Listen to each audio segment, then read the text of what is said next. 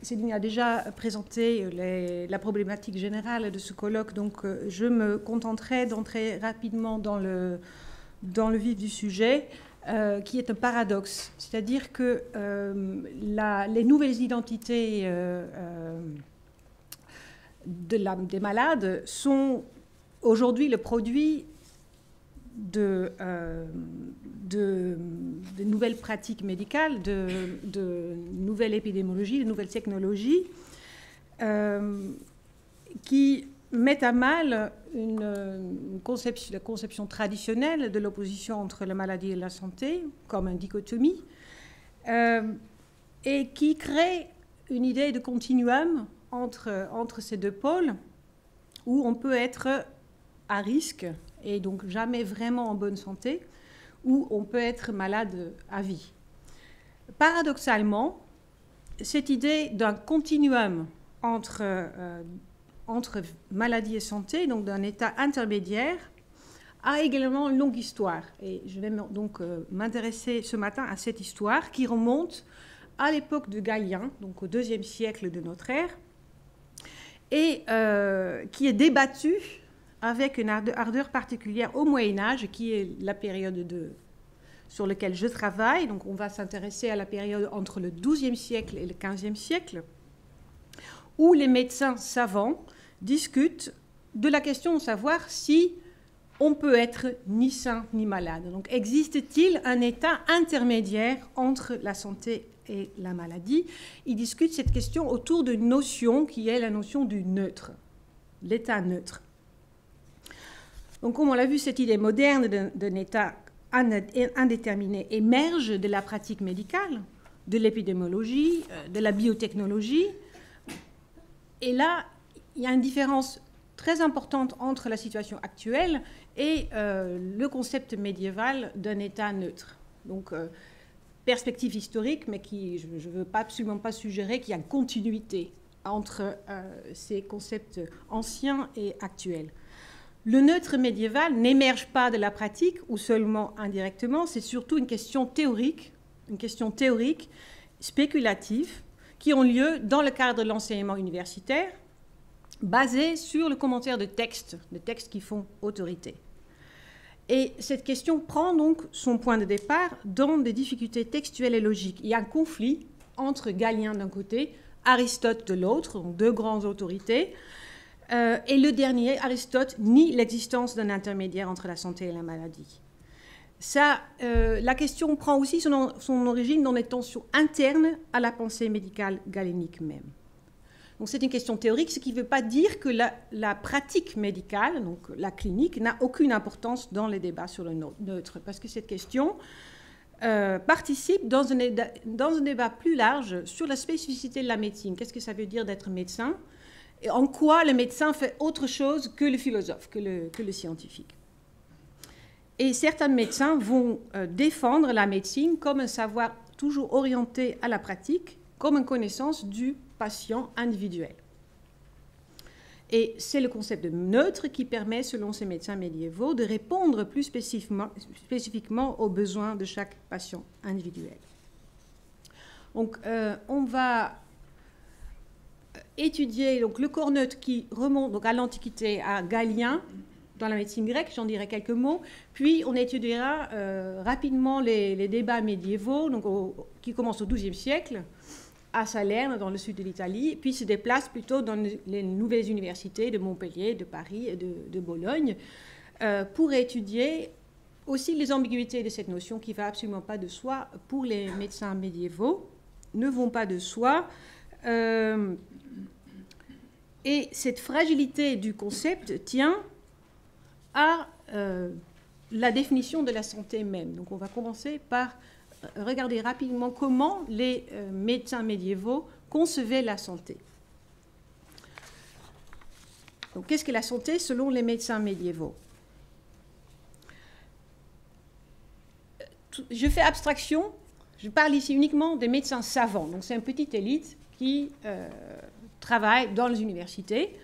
C'est une vision médicale de la santé. Je fais donc abstraction, on peut peut-être y revenir dans la discussion, je fais abstraction d'autres visions de la maladie, par exemple les visions religieuses de la maladie, les représentations religieuses où la maladie est considérée, peut être considérée, par exemple, comme une punition pour une faute, plus souvent comme une épreuve spirituelle, donc un chemin à parcourir par le patient, un moyen pour le patient de se rapprocher de Dieu, et aussi une invitation au bien portant, à la charité, de faire acte de charité. Donc je fais abstraction de cette dimension-là pour me concentrer sur la médecine, donc cette médecine savante. Différentes définitions de la maladie, une définition fonctionnelle, donc la santé c'est la bonne fonction du corps, alors que la maladie est une lésion de ses fonctions, donc un état contraire à l'état naturel du corps, c'est une lésion des fonctions. Lésion doit être comprise ici comme une lésion de la fonction, non pas une lésion des structures anatomiques du corps. Une perturbation donc, des mécanismes physiologiques.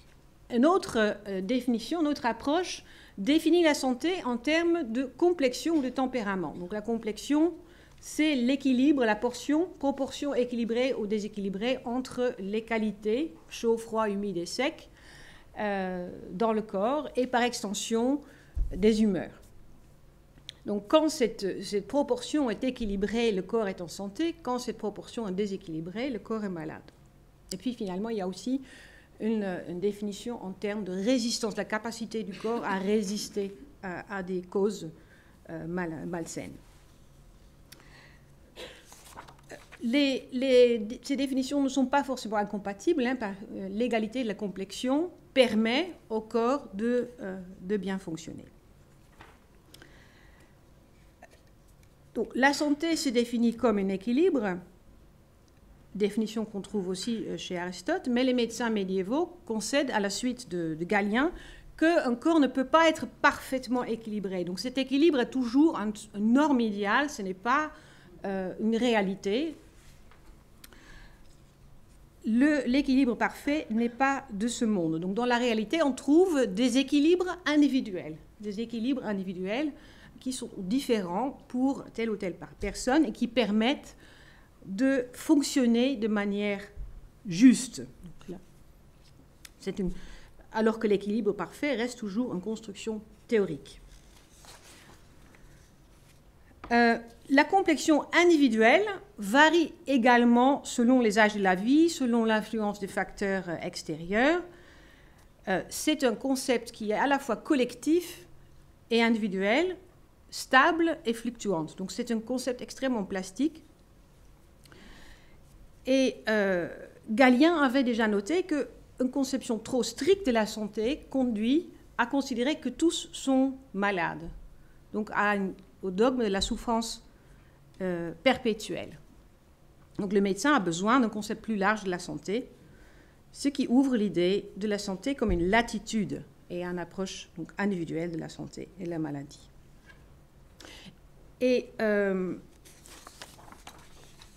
l'idée d'un état neutre prend son sens dans cette conception relative et individuelle de la santé. Prend son sens dans les textes de Galien, qui a écrit à la fin de sa vie un ouvrage qui veut pédagogique, qui s'appelle Les Technies, et dont la première phrase définit la médecine comme la science des choses saines, malsaines et neutres. Donc là, vraiment, le neutre, cet état intermédiaire, est vraiment mis en avant dès la première ligne de ce traité. Il définit ensuite le neutre comme ce qui ne participe d'aucun des états contraires. Donc c'est ni la santé ni la maladie, c'est l'intermédiaire parfait entre ces deux pôles. Puis il y a un deuxième sens du neutre, ça participe de l'un et de l'autre à la fois. Donc c'est une sorte de mélange de santé et de maladie. Et finalement, ça peut renvoyer à quelqu'un qui est tantôt malade, tantôt en bonne santé. Il s'agit donc surtout de la première définition, quelqu'un qui est ni sain ni malade. Donc, il se veut pédagogique, mais il donne peu d'exemples. Et rapidement, les commentateurs commencent à se demander, mais qu'est-ce que ça veut dire? Qu'est-ce que ça veut dire un corps qui est ni sain ni malade? Et dans l'Occident médiéval, qui sont ces corps neutres? Ce sont les vieux et par extension les enfants, les femmes enceintes. Ce sont les convalescents, ce sont les personnes qui sont en train de tomber malades, et donc au tout début de la maladie, à peine visible, et les aveugles, ou plutôt les borgnes, et les boiteux. Ces derniers sont cités comme exemple de deuxième sens du malade, donc mélange de santé et les maladies. Galien savait, ne pouvait ignorer qu'il contredisait Aristote, alors qu'il connaît très bien Aristote, il utilise Aristote, et il devait savoir qu'il contredisait ce qu'avait dit Aristote. Parce qu'Aristote, dans ses écrits logiques, définit les contraires. Il y a des contraires avec des intermédiaires, des contraires qui n'ont pas d'intermédiaire, et il cite la santé et la maladie comme des contraires qui n'ont pas d'intermédiaire, comme le père et l'impair. Donc, un nombre peut être père ou impair, l'un ou l'autre. Un corps peut être sain ou malade, mais pas les deux à la fois. Et ça s'oppose à d'autres types de contraires où il y a des intermédiaires. Donc, par exemple, les couleurs. Les couleurs intermédiaires sont soit des couleurs nouvelles, hein, donc qui ne participent de l'un ni de l'autre, qui sont vraiment ni, ou des mélanges. Mais la santé et la maladie sont vraiment, pour Aristote, des contraires qui n'ont pas d'intermédiaire. Donc, comment les médiévaux vont travailler avec cet héritage ? Ça commence seulement au XIIe siècle, dans le cadre des nouvelles écoles, il faut inscrire ça dans la Renaissance des villes et dans la réception aussi de nouveaux textes qui sont traduits à partir du grec et de l'arabe. Donc on est à Salerne, dans le sud de l'Italie, au XIIe siècle, où on commence à commenter les techniques de Galien et aussi à commenter d'autres textes récemment traduits. Ces Salernitains connaissent encore assez mal Aristote. En tout cas, Aristote, pour eux, ce n'est pas encore l'autorité incontournable. Ils peuvent encore glisser un peu là-dessus.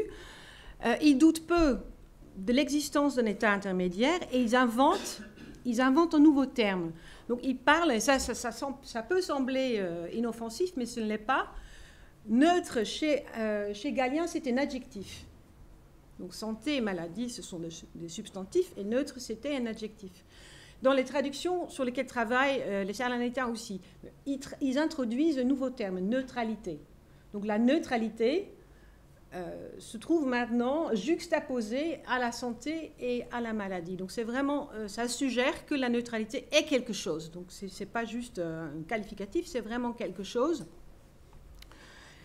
Au même titre que la santé et la maladie. Donc il y a un petit parallèle à la même époque, c'est aussi l'invention du purgatoire. Donc le purgatoire entre le paradis et l'enfer devient aussi quelque chose, un substantif et non plus seulement une description, un adjectif. Donc ça c'est leur première nouveauté. Puis même s'ils acceptent grosso modo ce concept, ils expriment aussi un certain gêne et soulève une objection fondamentale. Si la santé et la maladie sont définies comme équilibre et déséquilibre, c'est la définition médicale aussi. Donc, si la santé est l'équilibre et la maladie c'est le déséquilibre, il ne peut pas y avoir d'espace entre les deux, parce qu'il y a l'équilibre et le déséquilibre s'opposent, ce sont des contraires immédiat. Donc il ne peut pas y avoir de troisième disposition à mi-chemin. Et pour donner malgré tout une place au neutre, il passe à une définition fonctionnaliste de la santé et de la médecine. On avait vu tout à l'heure une définition fonctionnaliste qui permet, disent les Salernitains, de donner une place au neutre. Donc, tant le neutre que la maladie sont causées par un déséquilibre de la complexion qui conduit à une lésion physiologique, mais dans le corps neutre, cette lésion est transitoire ou légère. C'est une lésion transitoire ou légère qui nécessite un régime de prévention. Ils avancent également une autre définition qui voit le neutre comme un état de faiblesse générale. Donc il y a deux définitions du neutre, soit c'est un début de défaut fonctionnel, ou alors c'est un état de faiblesse générale. Et ça montre en même temps une certaine incohérence de cette notion. Donc, le neutre ici, ce n'est pas une zone intermédiaire sur un continuum. Il y a plutôt deux types de neutres. Il y a un neutre qui est un état de faiblesse générale et un neutre qui est une lésion fonctionnelle légère. Et ça, du point de vue de la pratique médicale, c'est important, parce qu'un corps faible a besoin d'autre chose qu'un corps qui commence tout juste à avoir quelques défauts. Donc il y a prévention d'un côté, renforcement de l'autre. Salerne, c'est vraiment le début de ces débats. Ces débats vont se développer davantage à partir du XIIIe siècle, devenir plus sophistiqués, plus techniques encore. Et surtout, Aristote devient incontournable. Donc il doit vraiment affronter ce conflit entre Aristote et Galien de manière directe. Et l'une des solutions proposées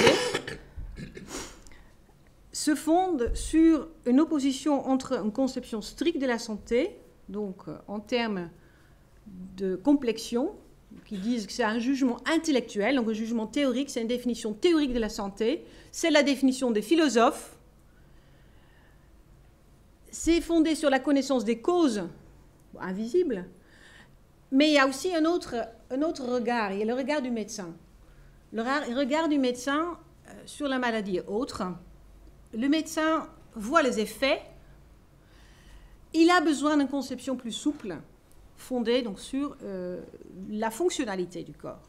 Il ne s'intéresse pas tellement de savoir quelle est la complexion, c'est une cause lointaine. Il est confronté à des patients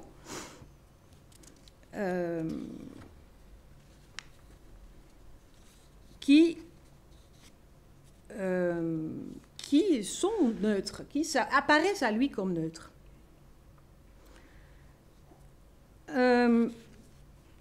Taddeo Alderotti, c'était un grand médecin à Bologne, donc à la fin du XIIIe siècle, définit donc la santé comme la bonne fonction, la maladie comme des fonctions qui sont manifestement lésées, et le neutre comme ni optimal, ni manifestement lésé. Donc là, il peut respecter cette idée du ni-ni chez Galien.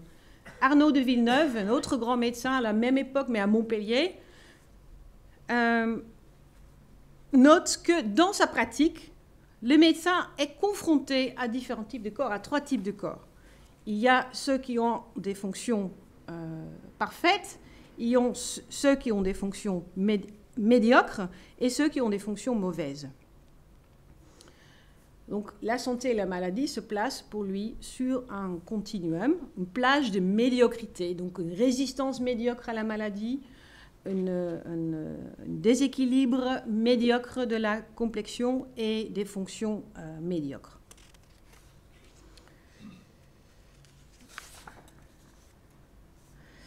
Il y a chez Arnaud de Villeneuve, il y a non seulement l'idée qu'on voit autre chose, mais aussi que ça a des implications pour la pratique. Donc, pour le médecin, c'est important de tenir compte de ce continuum, parce qu'il va agir d'une autre façon. Il ne nie pas la position des philosophes. Donc les philosophes ont certes raison, selon Arnaud de Villeneuve, ils ont raison de définir la santé comme la complexion et comme l'équilibre et le déséquilibre, mais les médecins ont besoin d'autre chose. Pour bien traiter ses patients, il a besoin d'autre chose. Et reconnaître le neutre lui permet d'être plus efficace et d'adapter son traitement aux besoins de chacun.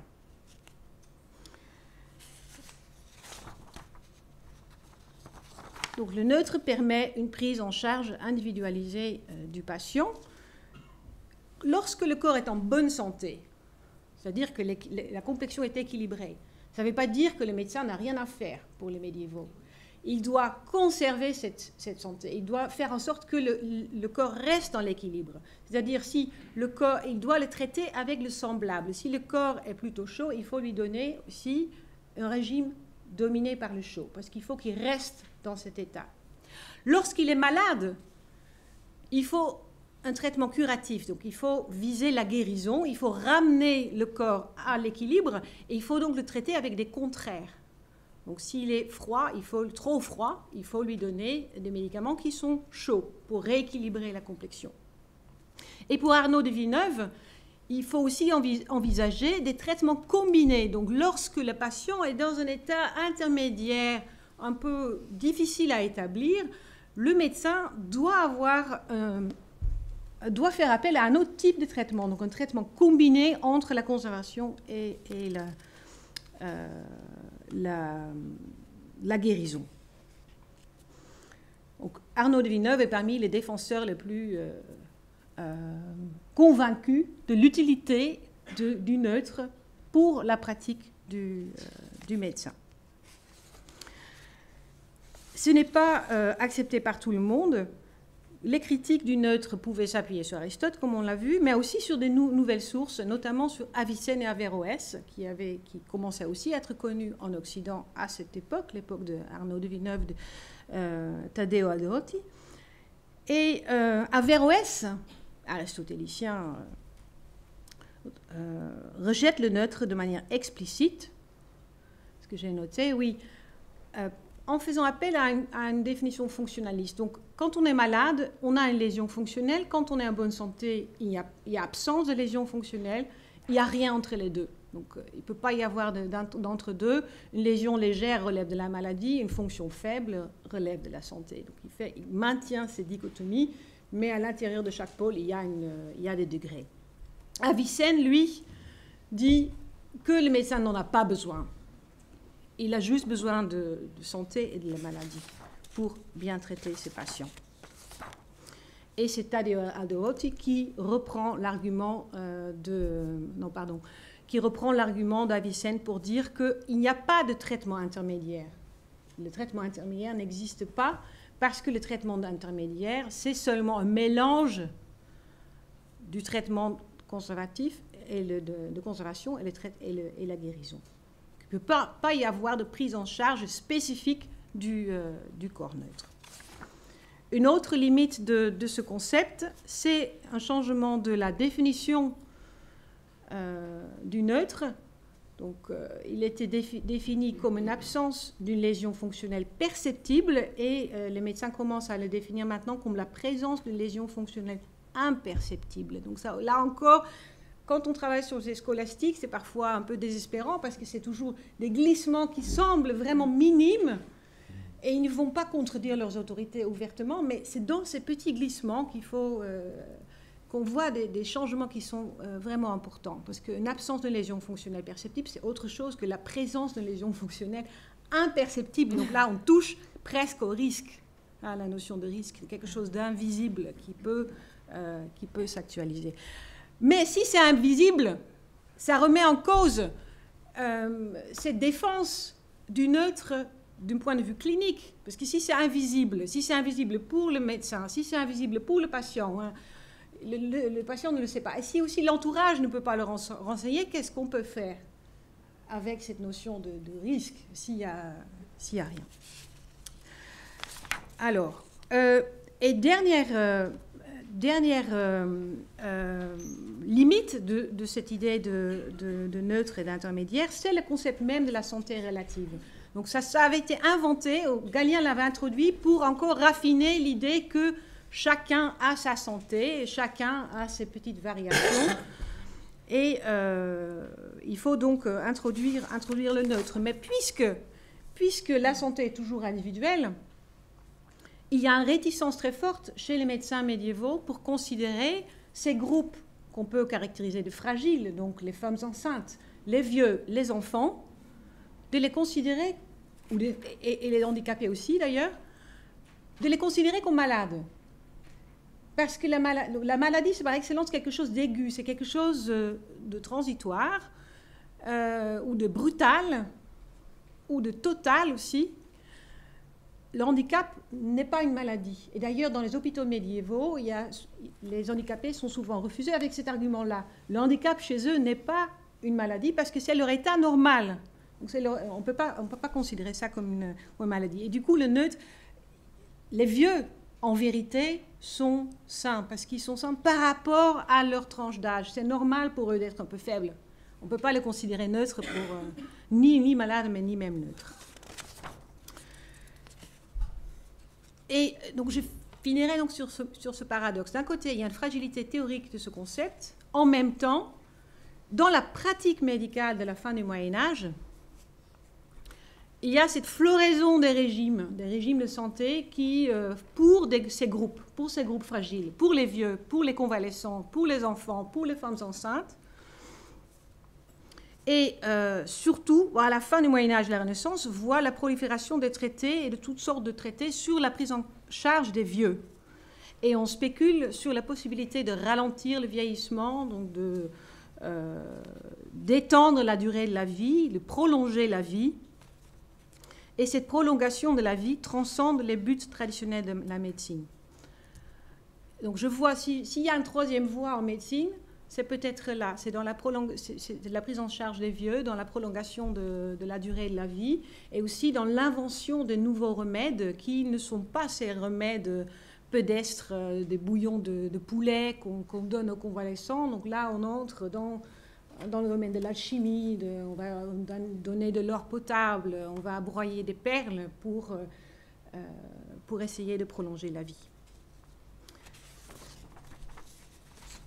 Bon, je pense que je vais m'arrêter là. Merci beaucoup, Maïke. C'était très intéressant.